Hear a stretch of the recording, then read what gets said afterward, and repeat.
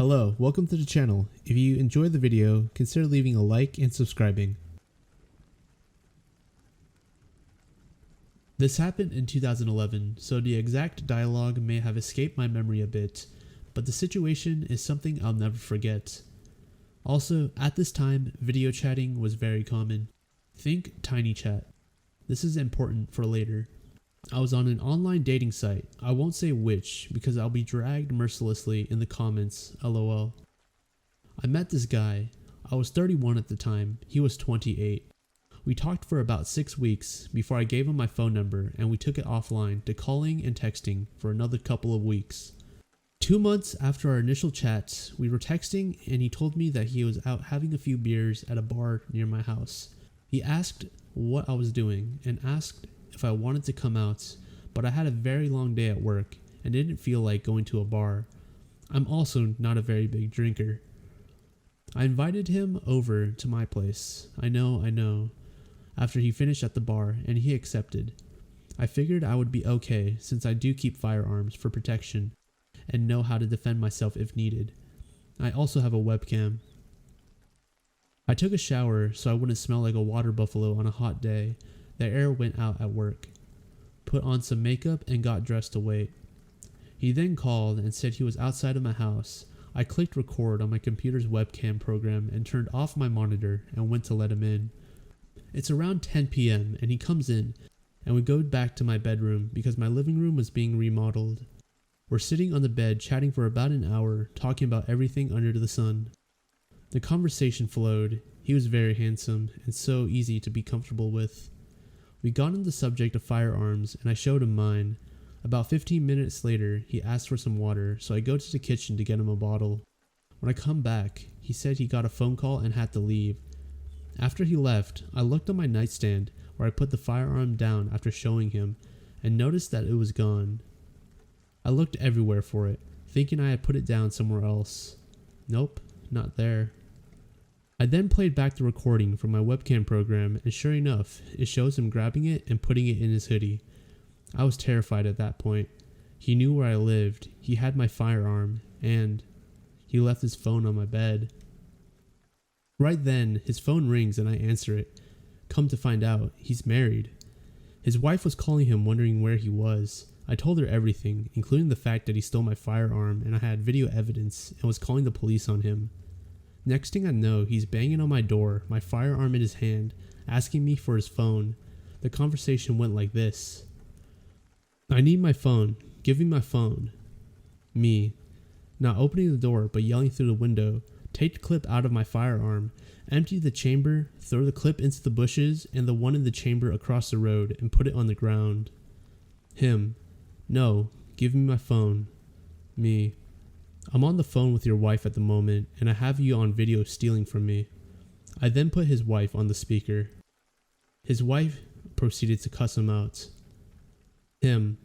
He runs, gets in his car, then comes back and says, I threw your gun in the ditch. At this point, I made him empty his pockets, take his pants off, take his hoodie off, and show me that he doesn't have my firearm on him.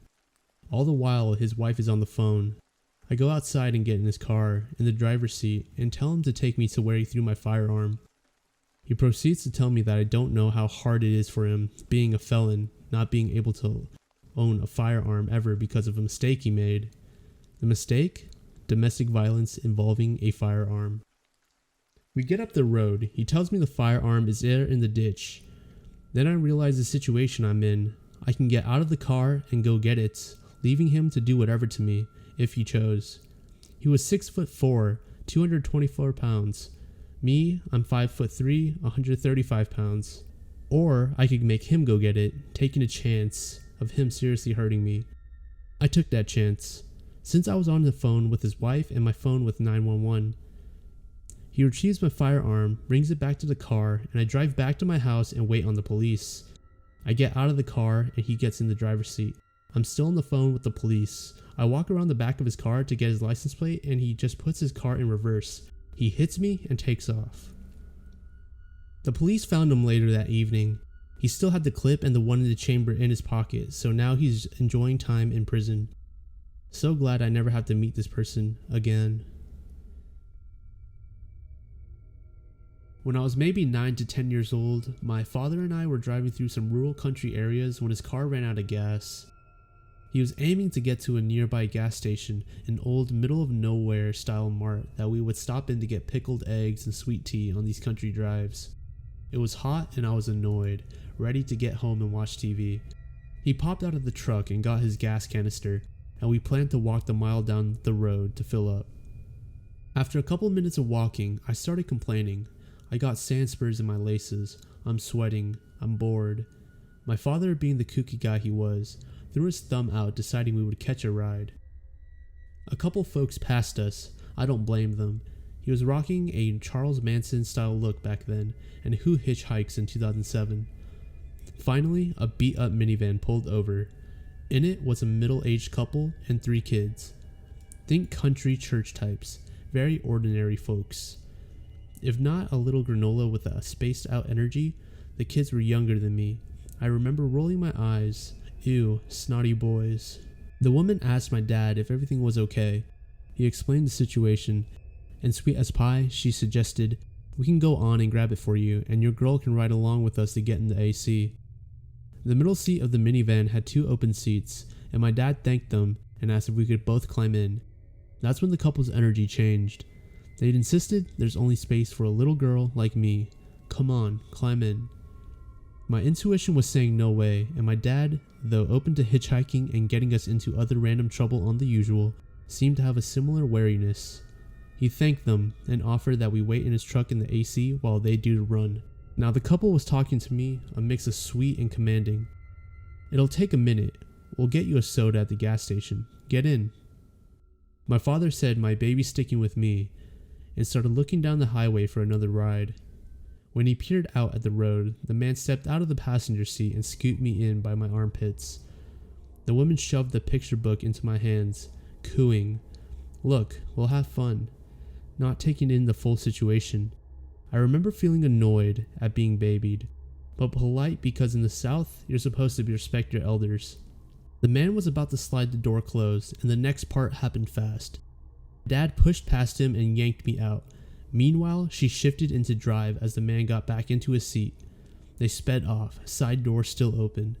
Between the velocity of an angry protective dad and a lurching vehicle, I landed in the ditch, unharmed but shaken up. I followed my dad back to the car in silence. He called a friend, and we waited till they showed up to work out the gas situation. Years later, I wonder about this couple's intentions. It's very possible they saw a kind of rough around the edges man and a young girl and thought to help me. But mind you, I'm a spitting image, so visually obviously his child. I showed no signs of distress besides attitude. They had no good reason to not drive him along too.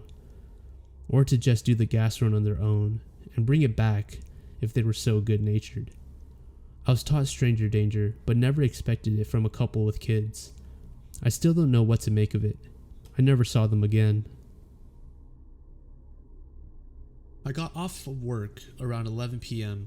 The sad part about this is I volunteered to work this shift. If I had never offered, I would never have experienced this. This particular apartment is on my college campus. My campus is an open campus, which means anyone could enter at any time. As a female, I guess this is pretty unnerving. However, I always carried a pocket knife and pepper spray. I had to park pretty far away from my apartment since most parking spots were filled. I finally found a parking spot, but thank God I checked my surroundings before I got out. There was a fairly tall, grimy old man standing about 50 feet away from me. This sent chills down my spine because he stood so still, like a mannequin. I could see his bloodshot eyes, they were wide open. Now I knew I wasn't getting out of the car, but what the man yelled to me made my heart pound out of my chest. "Come here, girl," he said, with a slight creepy grin on his face. I don't know why I did it, but I shot a bird at him. Probably because I had a feeling he was a pervert or something. I put my car in reverse and backed out of the parking spot, keeping my eyes on the man. My heart pounded even harder when he started speed walking towards me. He was about 10 feet away from my car when I finally put my car in drive and stomped on the gas pedal. I literally drove to the other side of the apartments and panicked. I called my roommate and told her what had just happened. I asked her to wait for me at the front door and stay on the phone with me. I stayed in my car for about 5 minutes to calm myself down. I kept looking around to see if the guy followed me. He is nowhere to be seen. I didn't want to get out of my car, however I had to get into my apartment somehow. I parked in a spot where my apartment wasn't too far away anymore. I decided to book it towards my room. I had my best friend on FaceTime the entire time I sprinted. I flew down 2 flights of stairs until finally I was about 100 feet away from my door. I saw my best friend waving at me. A feeling of relief came over me just for a few seconds. Now I don't know if you guys have seen the movie Get Out, but just picture a grown-ass man sprinting towards you. That's what happened. The grimy old man hauled ass towards me, but this time he looked pissed. It was like a scene straight out of a horror movie. I don't know how he found me. I don't know what his problem was, but I could have broke the national record for the 40-meter dash. I darted towards my door. Thankfully, I reached my apartment just in time. Right when my best friend and I slammed the door, the man's fingers got cut in the crack. He screamed and tried to shove the door open. My best friend and I surprisingly shut him out. That happened about a year ago. My best friend and I never spoke on it, ever. I never saw the man again. I never volunteered to work another night shift. I never worked another night shift, period. And I never, ever shot a bird at anyone else. To the man who traumatized me, let's not meet ever again.